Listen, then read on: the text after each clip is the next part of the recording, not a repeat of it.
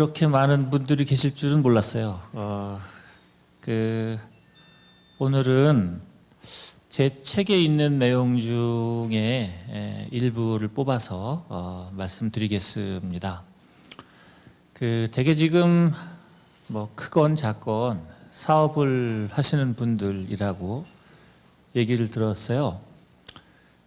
제가 조금 전에 와서 이렇게 잠깐 얘기를 들으니까 성공 사례도 많이 들으시는 것 같고 또 그동안 쭉 공부도 해오신 것 같은데 이런 느낌들이 많이 있으실 거예요.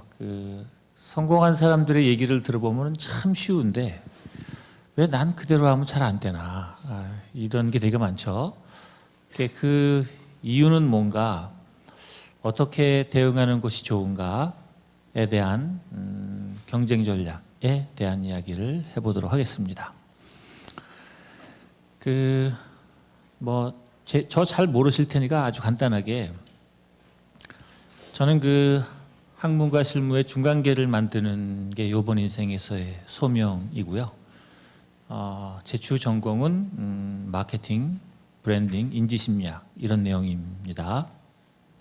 사업 잘 되셔서 개인적으로 행복해지고 가족도 좋아지고 같이 일하는 사람들 다 좋아지기를 바라시죠.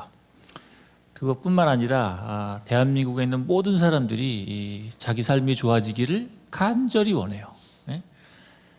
일요일마다 되면은 저희 집 앞에 그냥 기도하러 차들이 2열로 불법 주차를 해가지고 차를 못 뺄 정도가 돼버리는데 불법을 저지르면서까지 간절함이 있는 거예요.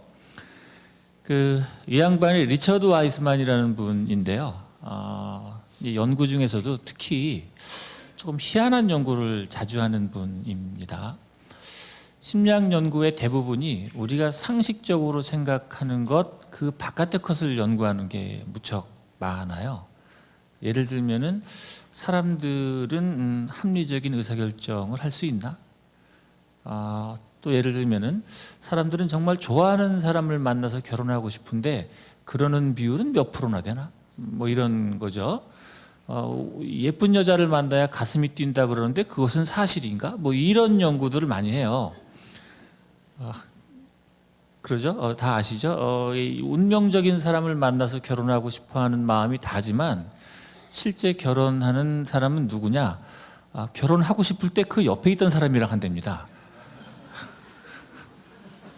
그리고 죄다 후회를 하는 거예요. 그냥 말이 나왔으니까 우리나라의 이혼율이 지금 한 38% 정도 된답니다. 높은 수치인가요? 낮은 수치인가요? 일상적으로 접하는 겁니다. 한 38% 정도 된다는데 이분들은 행동에 옮기신 분이죠.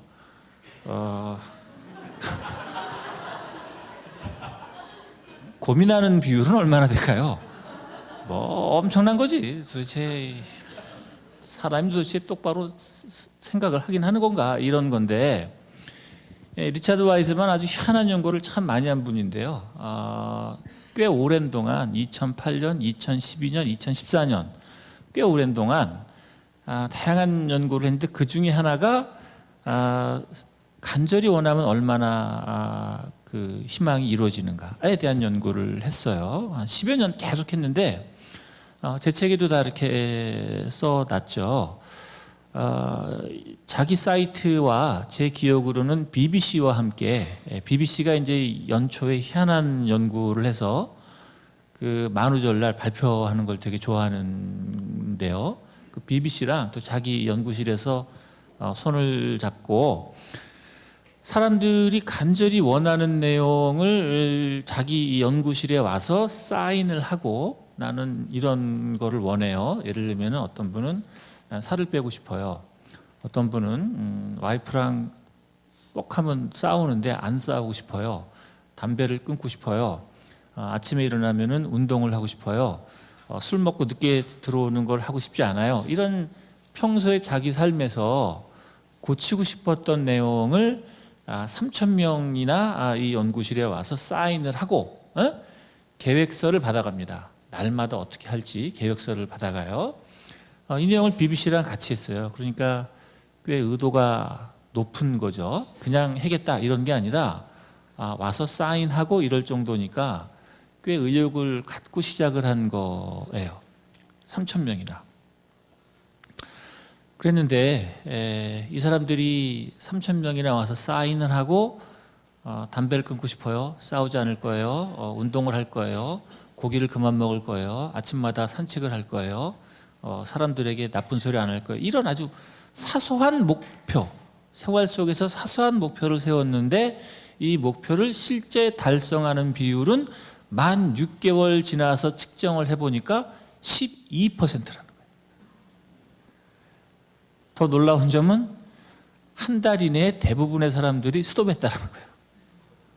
그러니까 우리 옛말에 작심삼일이란 말 있죠. 여러분 간절히 원해도 작심삼일 마법에 걸리면 소용없는 겁니다. 그래서 방송국에 와서 연구실에 와서 사인하고 해도 작심삼일을 넘어가는 사람은 불과 12% 수준.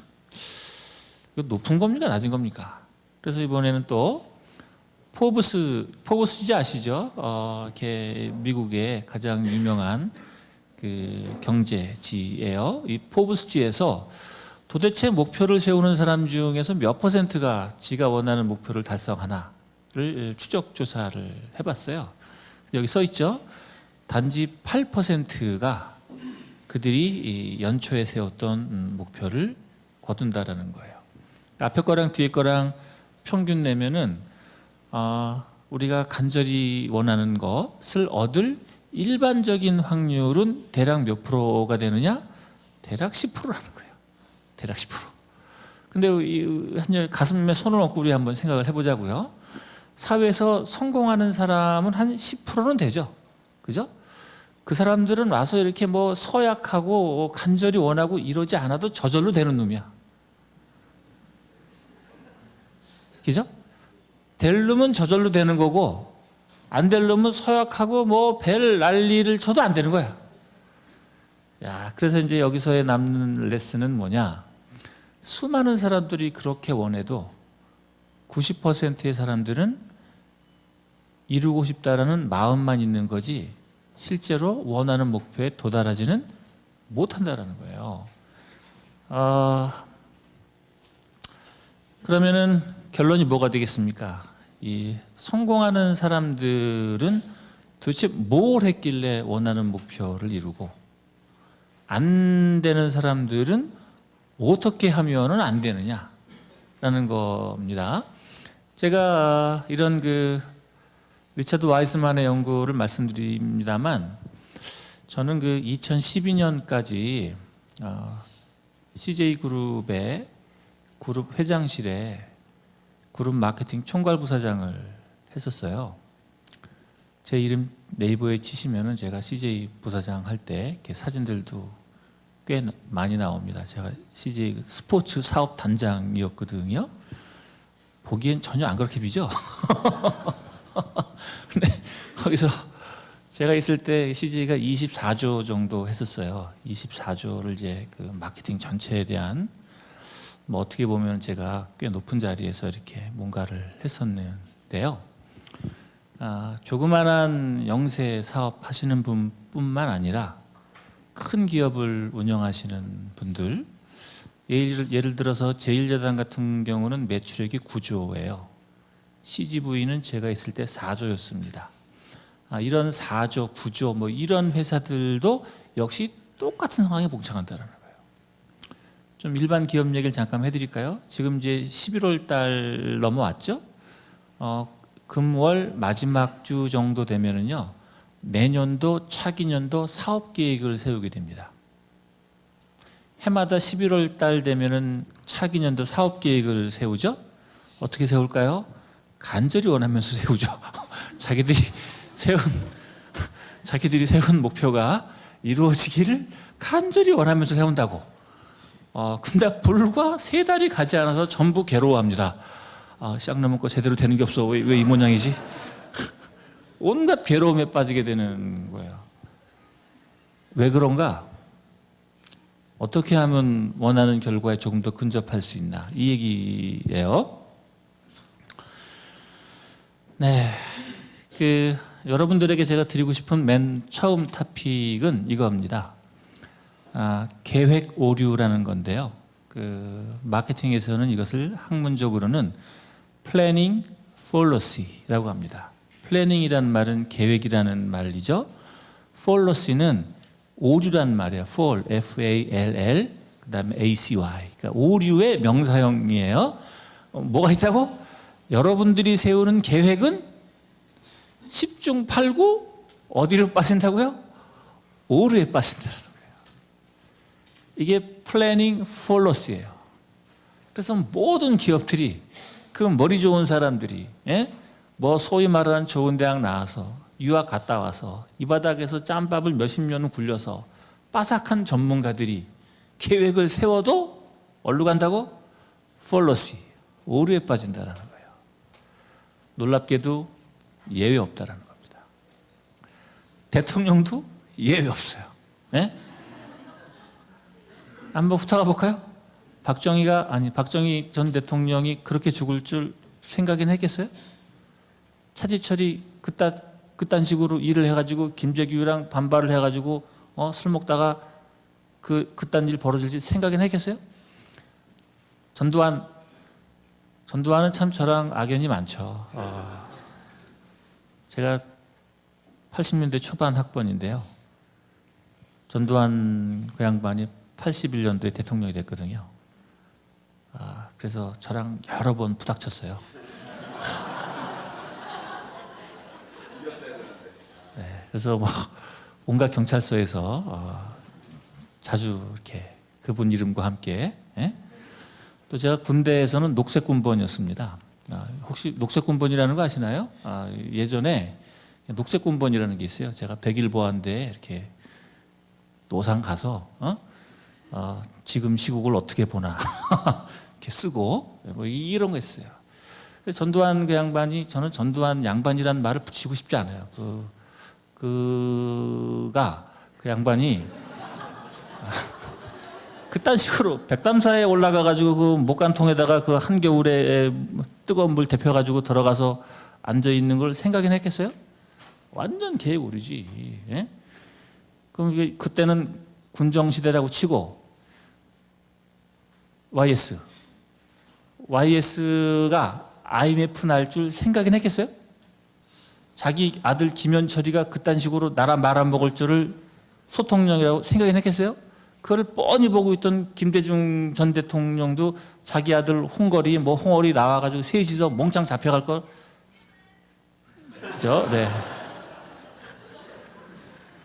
노무현 대통령이 그 형이, 그 형 보면 얼마나 그 촌사람입니까? 그냥 소 꼴 베고 이런 거밖에 못할 것 같은데 또 뭐 돈 어디서 주고 받아가지고 그 형 때문에 돼가지고 그 마누라 권모 여사님 그 해가지고 거북바위에서 뛰어내려서 자기 죽을 걸 생각했겠어요? 그걸 뻔히 보고 지금 이명박 만사 형통 형을 통하면 모든 게 된다고 이상득해가지고 형 잡혀갈 거 생각했겠어요? 박근혜 어느 주가 도와줄 거라고 생각했지 지금. 안 도와준다니까? 여러분이 세우는 모든 계획은 오류에 빠진다는 거예요. 이게 정말 중요한 레슨입니다. 여러분들이 세우는 계획에 오류가 생길 수 있다는 사실을 인정하는 것으로 불행으로부터 반은 빠져나오는 거예요. 제가 조금 찬물 끼얹는 얘기 해볼게요. 이 앞에 나와서 말씀하시는 수많은 분들의 얘기를 액면으로 믿으실 필요는 없다라는 거예요. 왜 그럴까요? 그분들은 수많은 계획 오류를 넘어온 분들이에요. 그죠? 수많은 계획 오류를 넘어왔어. 성공을 했네? 성공을 하면 뭐가 기억이 날까요? 오류를 뛰어넘어온 자기가 멋있는 거야. 그래서 오로지 재밌는 얘기, 영웅적인 얘기, 들으면 기가 막힌 얘기 중심으로 합니다. 그렇지만 비슷한 상황에 닥쳤을 때 넘어온 사람은 몇 프로? 10%라니까. 90%는 어떻게 돼요? 그 오류에 걸려서 다 나가자빠진 거예요. 이런 거를 학문적으로는 서바이벌 이펙트라고 합니다. 서바이벌이라는 거는 살아남았던 얘기잖아요. 살아남은 자의 효과예요. 모든 성공 사례는 살아남은 자들이 하는 얘기입니다. 근데 그 퍼센티지는 몇 프로? 10%. 90%는 널브러진 거예요, 저기서. 여러분, 10% 살아남은 자들의 얘기도 중요하지만 저 뒤에서 널브러져 있는 90%의 시체들의 이야기도 관심을 가져야지 돼요. 내가 10%에 들어갈까? 90% 시체에 들어갈까? 이건 뭐 상황 따라 다른 겁니다. 제가 볼 때는 박근혜 대통령은 저 개인적으로는 하야가 맞다고 생각을 하고요. 될지 안 될지는 모르겠어요. 개인적인 생각이에요. 개인적인. 다시 돌아오겠습니다. 저를 포함해서 여러분들이 세우는 모든 계획은 오류천지예요. 로저 뷰러라고 하는 사람이 실험실 상황에서 테스트를 했어요. 여러분들이 저의 대학원생입니다. 대학원생 입장에서 가장 중요한 거는 졸업을 하는 겁니다. 졸업을 못하는 것처럼 괴로운 건 없는 거죠. 학교 다닐 때 한번 생각을 해보세요. 유급돼서 너 한 학기 더 다녀라. 그러면 얼마나 깝깝한 겁니까? 나가야 되는, 나와봤자 별건 없지만 그래도 나가고 싶은 거예요. 그래서 애들을 모아놓고 합니다. 조건을 3가지 줘요. 여러분들이 학생이에요. 여러분, 졸업 논문을 며칠 안에 쓸지 잘 생각해서 저한테 제출하세요. 조건은 3가지입니다. 모든 조건이 완벽하게 훌륭한 경우, 모든 조건이 평상적인 경우, 모든 조건이 최악인 경우. 최악인 경우는 이런 거예요. 감기 몸살 걸려서 쓰러져 있고 컴퓨터 뻥 나고 어머니 아버지 이혼하고 막 이래서 집안이 엉망진창되고 몸도 나가고 컴퓨터도 나가고 뭐 다 박살이 나가지고 아무것도 안 되는 최악의 상황을 가정한 거예요.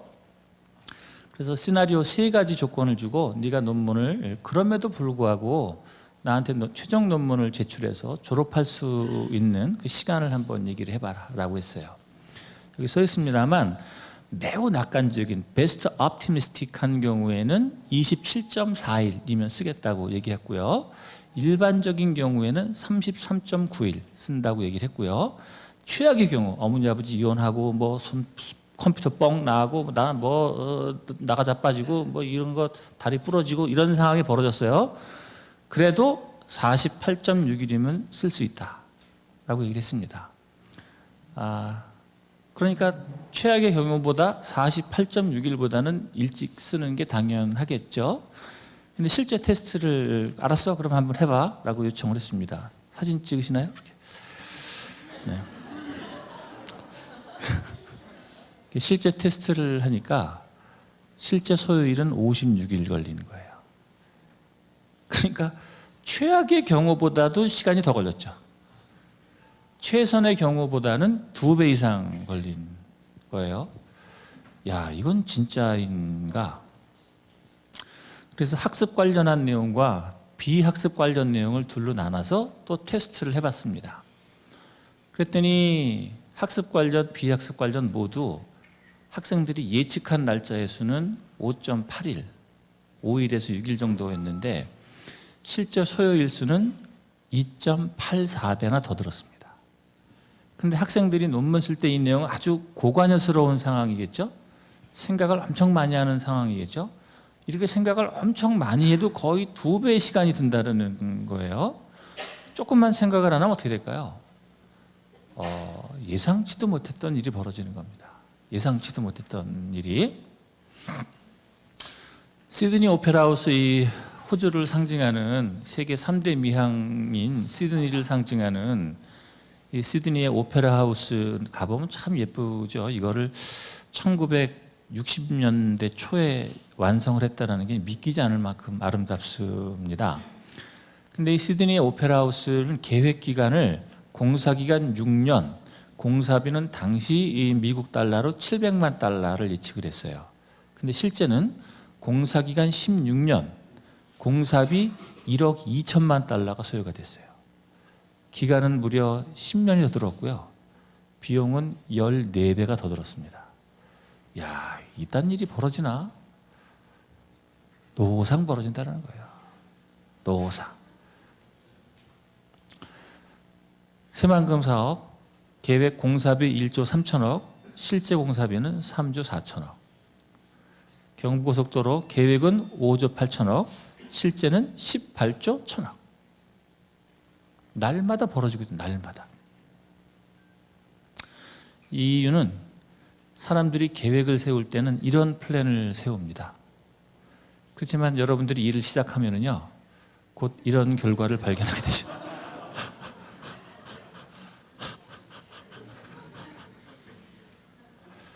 제가 이렇게 그림 하나로 표시했습니다만, 이건 노상 있어요.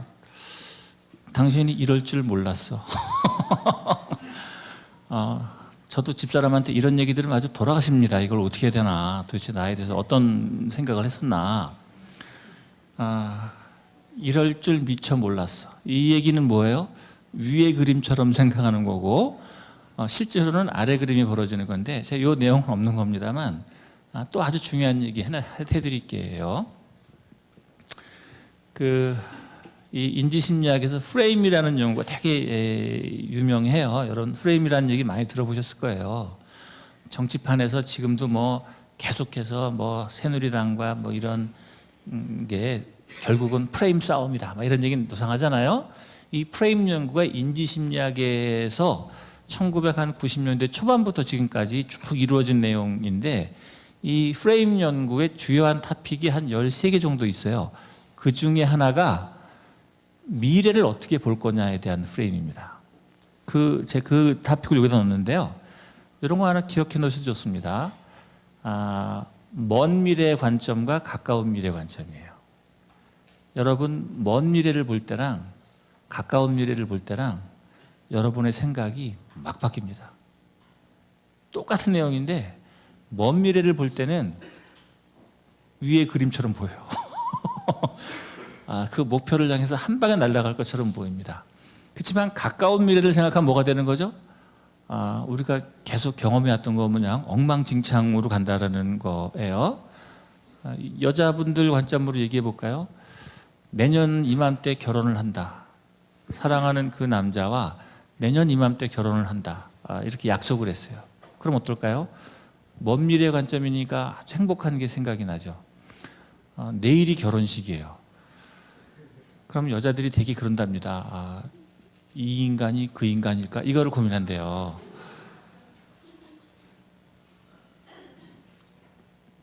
(6개월) 뒤에 집들이 해야지. 그럼 너무 재밌는 것 같아요.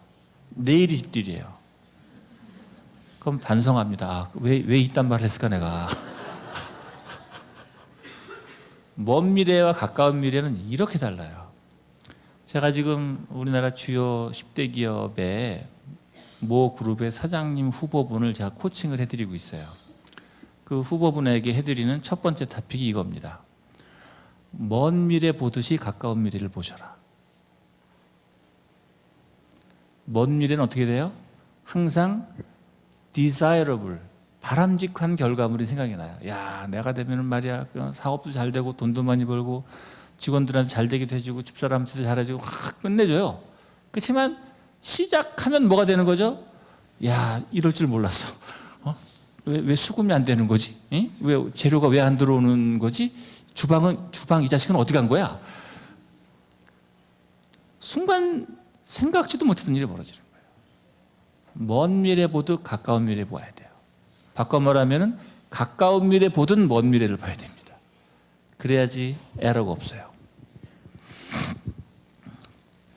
그래서 먼 미래와 가까운 미래를 같은 관점으로 생각하지 못하잖아요. 바꿔 말하면 계획을 짤 때 먼 미래만 생각하고 계획을 짜잖아요.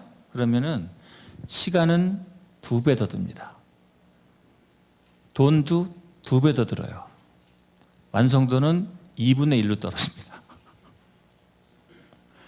여러분이 생각한 것보다 시간은 더블, 돈도 더블, 완성도는 2분의 1이에요. 그렇죠. 짧게. feasibility, 아주 구체적인 내용부터 잘라나가야 되는 거예요. 뒤에서 결론입니다만 지금 질문해 주셨으니까 미래 한번 가볼게요. 원하는 결과가 이루어지지 않을 상황을 상정해야지 돼요. 예를 들어서 박근혜 대통령 얘기할게요. 어느 주가 도와줄 거야 라고 생각했는데 안 도와주면 어떡하지? 이 생각을 해야 돼요. 어떤 경우가 되면 안 도와줄까? 예? 예를 들면 의사결정이 제대로 집행이 되지 않을 때, 예? 세금이 제대로 거치지 않을 때, 일 진행이 원활하게 진행되지 않을 때, 그러면 어떻게 해야 되나? 내가 원하는 결과가 이루어지지 않을 상황을 미리 상정을 해보고 그 상정된 내용의 대응책을 계속 준비해 나가는 겁니다. 이런 거를 시나리오 플래닝이라고 해요. 시나리오 플래닝. 잘 될 경우, 보통인 경우, 안 될 경우 시나리오를 써서 결과는 뭘까? 그 이유는 뭘까? 나는 어떻게 대응을 해야 되지? 이 시나리오 플래닝이 되어 있어야 돼요. 불행하게도 우리나라 사람들은 이 시나리오 플래닝에 아주 미숙해요. 그 이유는 뭐죠? 정주영 회장의 성공 신화 때문이에요. 해보기나 해봤어? 그렇지, 해봐야지. 아시겠습니다만 우리나라 축구는 공 차놓고 뛰어가는 축구입니다. 계획이라는 게 별로 없어요. 그냥 공 뻥 차놓고 냅다 깔아 뛰어가지고 그때 가서 뭐 하는 건데, 이런 실행력도 필요하지만 사전에 꼼꼼한 계획 세우고 안 될 일은 뭐가 있을까? 안 된다면 어떻게 해야 되지? 이 시나리오 플래닝 하는 게 매우 중요합니다. 그래서 계획 오류를 미리 예상하지 않으면은 반드시 후회하게 됩니다. 놀랍게도 후회는 아무리 빨라도 늦은 거예요. 그래서 후회하지 않아야 돼요. 지금 시대는 후회하는 자에게 다시 기회를 좀처럼 주지 않습니다. 자, 그럼 이제 어떻게 하냐? 지금 질문해 주신 것에 따라서 시나리오 플래닝에 대한 얘기인데요. 시나리오 플래닝에 대한 좀 일부 얘기를 한번 해보도록 하겠습니다. 웨팅켄이라는 여자분 교수님인데요. 제가 아주 좋아하는 분입니다. 뉴욕 대학교에 있는 분인데요. 예쁘기까지 합니다. 여기 있는 이 학술지는 JPSP라는 학술지에 실린 건데 Journal of Personality and Social Psychology라고 하는 학술지인데, 이 페이퍼는 지금 현존하는 지구상에 있는 학술지 중에서 가장 어려운 학술지 중에 하나예요. 그 이유는 사람 머릿속에서 벌어지고 있는 것을 증명하는 학술지거든요. 그래서 우리 머릿속에서 뭐가 벌어지는지 증명하는 게 쉽겠습니까? 어렵죠. 그래서 가장 어려운 페이퍼인데, 이 페이퍼에 웨팅켄의 논문이 실렸는데 그 논문 이름이 기가 막히게도 판타지 리얼라이제이션 띠어리예요. 우리나라 말로 하면 뭐죠? 판타지, 이상, 리얼라이제이션, 실현, 이상 실현 이론이야. 이거 바꿔 말하면 뭐가 되는 거예요? 여러분이 꿈꾸는 그 이상이, 판타지가 어떻게 하면 이 땅에서 이루어질 수 있나? 이것에 대한 연구예요. 이 어려운 학술지에서 이 어려운 필체로 썼는데 이 복잡한 아티클이 지향하고 있는 바는 아주 놀랍게도 내가 꿈꾸는 판타지가 어떤 조건이 되면은 이 땅에서 실현되는가. 바꿔 말하면 여러분들이 생각하시는 내 비즈니스가 정말 성공하고 싶어. 그 여러분들의 이상이 어떤 조건이 되면은 실현될 수 있는가. 리처드 와이스만은 90%는 망한다 그랬는데 90% 망하는 게 아니라 성공하는 90%에 들어가려면 난 어떻게 해야 되나? 이 문제인 겁니다. 이 얘기가 거의 결론에 가까운 건데요. 딱 마침 세 그룹으로 되어 있네요. 이쪽 집단은요, 여러분들의 미래에 대해서 완벽하게 낙관적인 태도를 갖고 있는 그룹이라고 하겠습니다. 예를 들어서 어떤 분이 난 다이어트를 하겠어, 나는 사업을 잘해야겠어, 공부를 잘해, 마음을 먹었습니다. 잘 될 거야 라고 생각하는 거예요. 이 얘기는 뭐죠? 간절히 원하면 이루어질 거야, 이겁니다. 박근혜식 사고를 하는 겁니다. 어느 주가 도와줄 거야 이렇게 하는 거예요. only positive future를 갖는 거예요. 여기 계신 분들은요, 정반대로 가는 겁니다. 오로지 네거티브. 야, 난 안 돼, 쌍놈 먹고. 여태까지 해가지고 된 게 없어. 뒤로 자빠져도 코가 깨지는 게 나아요. 난 안 될 거야. 저기는 오로지 포지티브, 여기는 오로지 네거티브만 하는 거예요. 우리가 여태까지 알고 있는 게 뭐죠? 긍정적으로 생각하면은 좋은 결과가 나올 거다라는 거잖아요. 그냥 가본 여기는 난 안 돼 이렇게 하는 거고, 여기는 난 무조건 돼 이렇게 하는 거예요. 여기 세 번째 집단은 어떻게 하냐면은 아까 제가 먼 미래 가까운 미래 말씀드렸죠. 먼 미래는 잘 될 거야. 하지만 가까운 미래는 안 될 거야. 이 생각만 하게 하는 겁니다. 다시 해볼게요. 난 무조건 잘 돼. 여기는 난 무조건 안 돼. 여기는 먼 미래는 잘 돼. 하지만 당장은 안 될 거야. 이렇게 생각하는 겁니다. 여기는 포지티브, 네거티브 병행하는 컨트레스트 병행하는 집단입니다.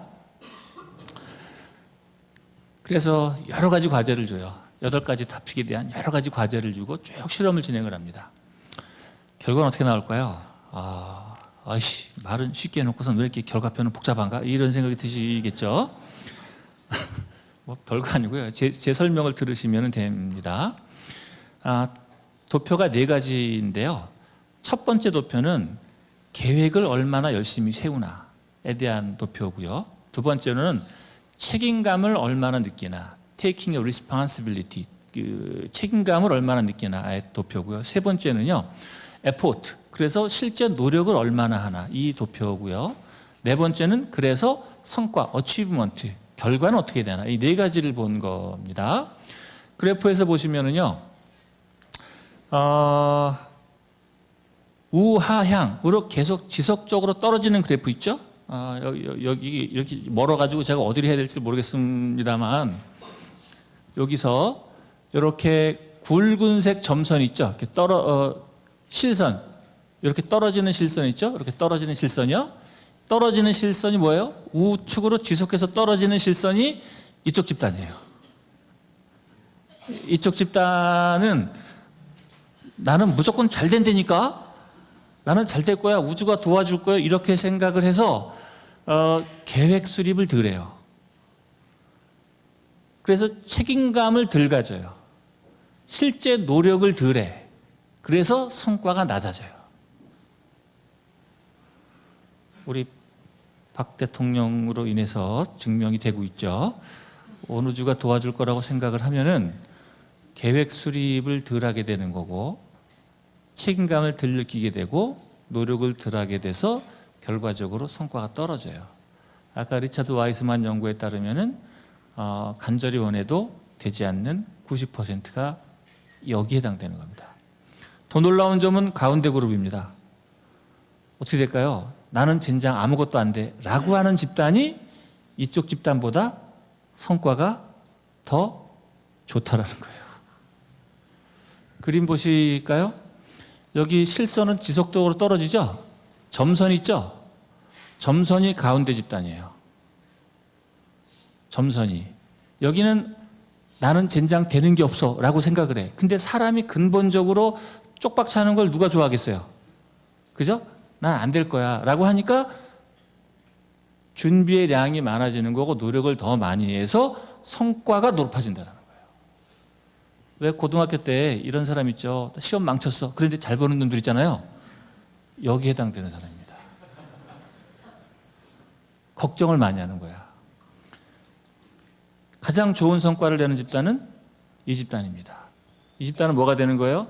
먼 미래는 잘 되겠지만 가까운 미래는 안 될 거야, 이렇게 생각을 해서 가까운 미래가 불안하잖아요. 그러니까 이 집단이랑 이 집단이 다른 건 뭐죠?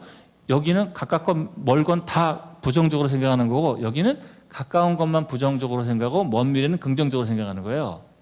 그랬더니 이 집은 어떻게 되는 겁니까? 가까운 미래에 대한 문제점만 해결하면 되잖아요. 그래서 책임감의 양도, 계획 수립의 양도 증가하고, 책임감도 높아지는 거고, 노력의 양도 높아지는 거고, 그래서 성과도 높아지는 거예요. 결론 돌아오겠습니다. 여러분, 원한다고 이루어지는 확률은 10%예요. 그 10%의 사람들은 뭐 이런 거 안 해도 그냥 성공하는 놈들이야. 오류는 상시적으로 벌어지기 때문인 거죠. 여러분, 오류를 인정하시고, 먼 미래는 낙관하고 가까운 미래는 구체적으로, 이걸 어떻게 해요? 케이스 바이 케이스로 이런 문제 저런 문제 요딴 문제 저딴 문제 계속 있을 거야 라고 미리 생각하시는 게 훨씬 좋다. 모든 실패하는 사람은요 희망으로 가득 차 있답니다. 모든 성공하는 사람은요 의심으로 가득 차 있대요. 제가 한 말이 아닙니다. 그러면 낙관 대 긍정의 비율은 어떻게 할까? 또 이딴 것도 연구하는 사람이 있네요. 긍정적인 생각을 한 3번 하면은 부정적인 생각을 한 1개 정도 하면은 좋다라고 합니다. 여러분 산 밑에서 빈둥거리면서 놀다가 한 번에 8,000m 에베레스트 산에 올라가는 사람을 본 적 있으신가요? 그럴 수가 없겠죠. 마라톤을 뛰는데 연습도 안 하고 한 번에 가는 사람이 어디 있겠습니까? 5km, 10km, 15km, 20km 계속 가면서 시행착오하면서 피드백하면서 그렇게 가는 겁니다. 이렇게 무대에 올라와서 많은 분들이 얘기하죠. 뭐 명견만리부터 해가지고 뭐 온갖 꿈 얘기 세밭이 나도 세밭이 나갔습니다만 이런데 나가서 얘기 들으면은 와, 저 인간은 어떻게 해가지고 저렇게 뚝딱뚝딱 잘 만드나? 그렇지 않다라는 거예요. 그거는 지나고 나서 얘기하니까 그런 거지. 그 와중에는 이 질퍽거리는 인생 천지인 거고 여러분들의 미래를 단지 낙관적으로 생각하는 것은 미스다. 먼 미래는 잘 되겠지만 가까운 미래는 언제든지 질퍽거릴 수 있다. 그때 나는 어떡하지? 어떻게 대응하지? 이거를 미리 마음속에 갖고 있는 게 오류를 줄이고 성공을 높일 수 있는 지름길입니다. 감사합니다.